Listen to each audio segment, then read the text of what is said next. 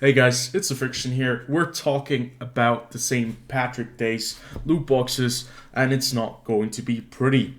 There are also some discounts right now available for in-game vehicles, so if you have the chance of buying a couple of tanks that you always wanted to have, and you just didn't buy because you waited for a discount, now is the time. But let's talk about the topic at hand. Why is this a scummy tactic by Wargaming? Well, there is one particular reason, and that is the Type 5 Kari. It's not because the tank is bad. No, actually, it's quite the opposite. I've heard the Type 5 Kari is a lot of fun. It's quite balanced. It doesn't have like the craziest armor, but it has some mobility and it has a very, very good gun. So it sounds like a pretty good start for the Japanese tank destroyer line, even though it is a premium.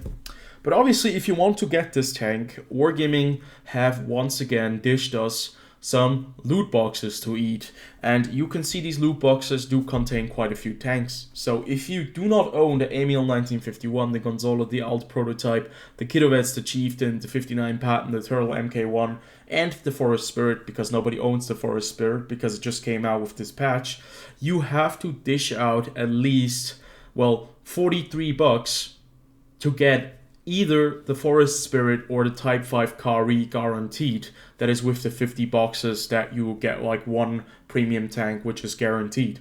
Obviously, you might get lucky with the 2% chance of getting one of those premium tanks, but if you do not own like a couple of them, you're going to be looking at a very hefty sum that you might have to pay because it's all about chance. So if you get really unlucky, well, you're going to end up with the 59 Patton, which is probably the worst tank out of the bunch with the Chieftain T95.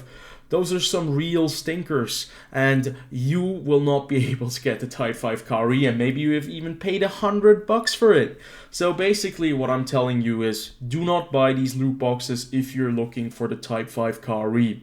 If you want the Type 5 Kari, I would just wait a couple of months until they actually do sell it like separately. Wargaming has done that in the previous kind of years where they have actually sold a tank later on, and I think it is the best choice for you because if you do not have all of these tanks, you have to at least calculate $100 to get the Type 5 Kari if it really doesn't work out. Because with the first 50 boxes, you might get the Forest Spirit, which looks really nice, but it's just a reskinned SU-130PM. And if you do not get it with the another set of 50 boxes, you have to, get 100 boxes in total, which will set you back about 90 to 100 bucks depending on where you live. If you look at that, and if you look at the remaining things in the loot box, you will see that none of them are actually worth it.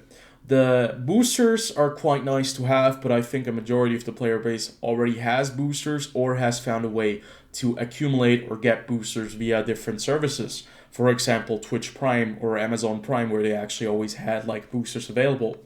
Credits are an absolute no-go because it's just a waste of money. You can always grind that in no time if you have a tier A premium tank. You don't really need crew members because you can also get them quite easily, and the World of Tanks premium days are the only really nice thing with the universal manual and the personal training manual that I would be looking forward to.